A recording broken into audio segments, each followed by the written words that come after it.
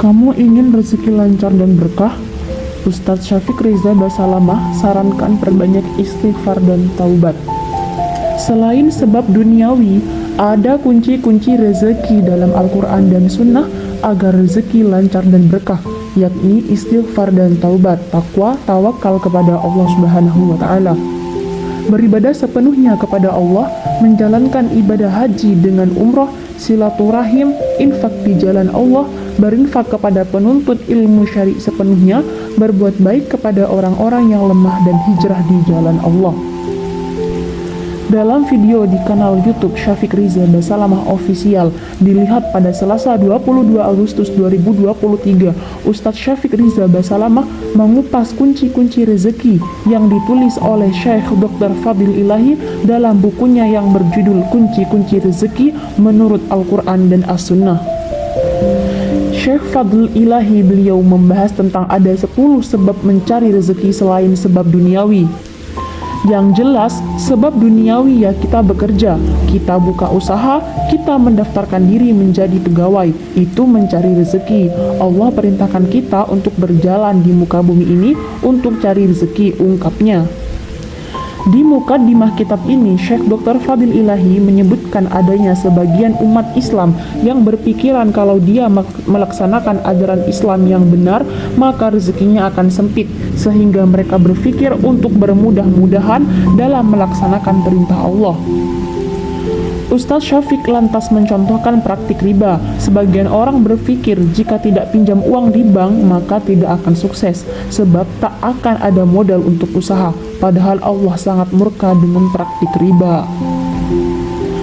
Islam datang memberikan kemudahan. Islam datang sebagai rahmatan lil alamin. Semua syariat Islam itu untuk kemaslahatan umat. Sebagian orang merasa berat melaksanakan syariat Allah karena dinilainya terlalu banyak aturan.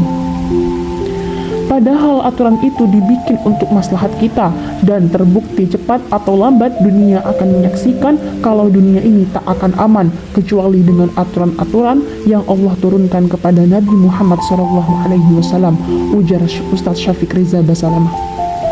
Salah satu kunci rezeki yang ditulis oleh Syekh Dr. Fadil Ilahi dalam bukunya yang berjudul Kunci-Kunci Rezeki Menurut Al-Quran dan As-Sunnah adalah istighfar dan taubat. Kunci rezeki yang pertama ialah istighfar dan taubat.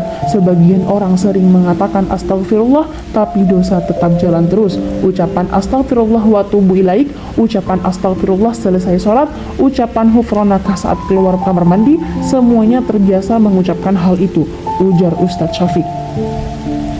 Pertanyaannya, apakah yang keluar di lisan kita itu sama yang dalam hati kita? Benarkah kita minta ampun sama Allah Ta'ala?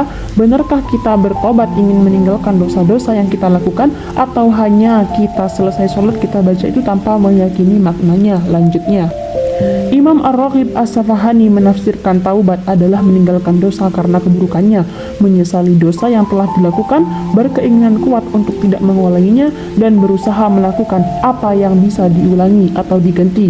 Jika keempat hal itu telah terpenuhi, berarti syarat taubatnya telah sempurna. Orang yang mati syahid semua dosanya diampuni kecuali hutang. Ketika antum taubat, syarat taubat di sini disebutkan meninggalkan dosa. Kedua, menyesal. Ketiga, bertekad untuk tidak mengulangi. Ada syarat keempat yaitu berkaitan dengan manusia, yaitu katanya disebutkan oleh Imam Nawawi, jika taubat berkaitan dengan manusia syaratnya ada 4. Ketiga syarat di atas dan keempat, hendaknya ia membebaskan diri atau memenuhi hak orang tersebut. Jika berbentuk harta, benda atau sejenisnya, maka harus dikembalikan. Jika berupa had atau hukuman, tuduhan atau sejenisnya, maka ia harus memberinya kesempatan untuk membalasnya atau meminta maaf kepadanya. Jika berupa ghibah atau menggunjing, maka ia harus meminta maaf. Dalam Islam tidak boleh menetapkan sesuatu kecuali dengan dalil, tidak boleh pakai perasaan. Berikut ini dalil syar'i bahwa istighfar dan taubat adalah salah satu kunci rezeki. Di antaranya dalam Quran surah Nuh ayat 10-12. Yang artinya, maka aku katakan kepada mereka, mohonlah ampun kepada Tuhanmu, sesungguhnya Dia adalah Maha Pengampun. Niscaya Dia akan mengirimkan hujan kepadamu dengan lebat dan memperbanyak harta dan anak-anakmu, dan mengadakan untukmu kebun-kebun, dan mengadakan pula di dalamnya untukmu sungai-sungai. Istighfar seharusnya tak mengenal waktu. 24 jam kita istighfar, Allah akan mendengarkan.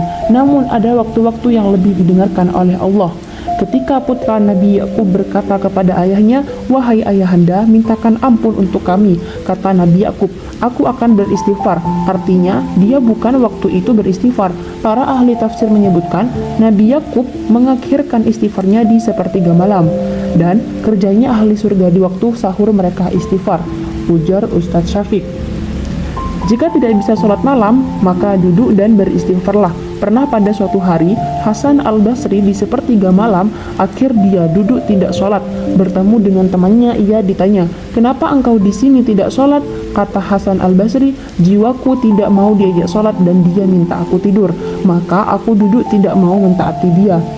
Terkadang kita perlu maksa jiwa kita. Engkau nggak mau diajak sholat, ya udah aku nggak mau tidur. Allah mengatakan jiwa itu suka menyuruh kepada keburukan.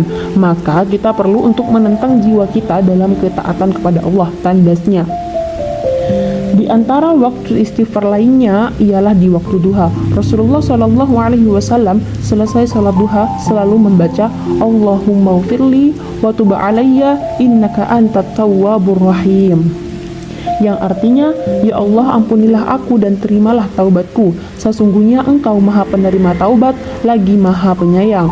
Sampai beliau membacanya 100 kali. Hadis riwayat Bukhari. Dalil lain bahwa beristighfar dan taubat adalah di antara kunci-kunci rezeki, yaitu hadis yang diriwayatkan Imam Ahmad, Abu Daud, An-Nasai, Ibnu Majah, dan Al-Hakim. Dari Abdullah bin Abbas, ia berkata, Rasulullah SAW bersabda, "Barang siapa memperbanyak istighfar, mohon ampun kepada Allah, niscaya Allah menjadikan untuk setiap kesedihannya jalan keluar, dan untuk setiap kesempitannya kelapangan, dan Allah akan memberinya rezeki yang halal dari arah yang tiada sangka-sangka."